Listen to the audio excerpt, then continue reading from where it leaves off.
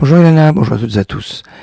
La paracha que nous lirons Shabbat prochain est la paracha Nasso, où il se trouve le Birkat Kohanim, la bénédiction des Kohanim, cette mitzvah merveilleuse que dans certaines communautés on pratique tous les jours, même les jours de semaine. Dans certaines communautés, on veut que le Kohen soit heureux, donc ça se fait que les jours de fête. C'est dans les communautés ashkénazes. Mais d'un côté Sfarad, en général, on les fait tous les jours.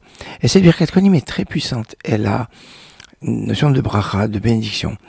Le Rav Edelstein disait que on pourrait demander à un Kohen, quand il fait la Birkat Kohanim, que quand il dit le dernier mot, Shalom, de penser à des malades.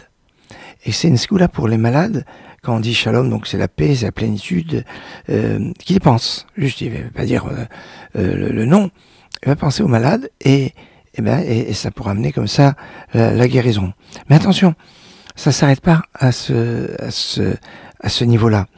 La bénédiction qui après, Sim Shalom Tova Vracha, place la paix, la bénédiction et le bien.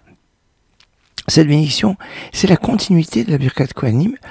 Et il faut pas parler pendant ce moment-là. Alors c'est vrai que quand dans des communautés on va se réfugier sous le talit du père, du grand-père, du Rav, et après donc finir Birkat Kohanim, les gens ont tendance à s'embrasser, à se féliciter, quoi que ce soit. Mais faites-le discrètement et rapidement, parce que c'est le moment de la bracha de Sim Shalom, qui est le sceau, qui est la continuité de la Birkat Kohanim.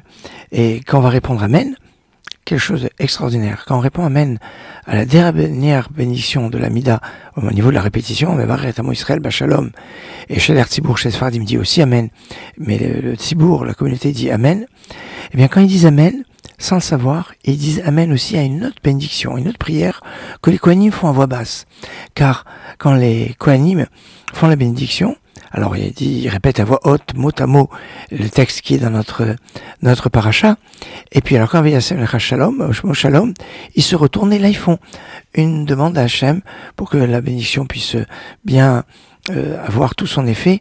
Et ils s'arrangent pour qu'ils terminent cette petite prière, donc à voix basse, en même temps que le ministre officiant qui dit Shalom, Amen, pour qu'on réponde Amen, quand le Tzibour va répondre Amen, au Chaler Tzibour, au ministre officiant, eh ben, ils vont répondre Amen aussi sans le savoir, enfin, maintenant vous le savez, aux Kohanim, qui ont fait cette prière à voix basse. C'est pour ça que c'est très important, ce Amen de conclusion de la répétition de la Mida, une puissance forte, même pour des prières qu'on n'aurait pas entendues, et que, voilà, il y a ici une force de bénédiction et de refoua, de guérison, qu'Hachem envoie une guérison complète à tous les malades.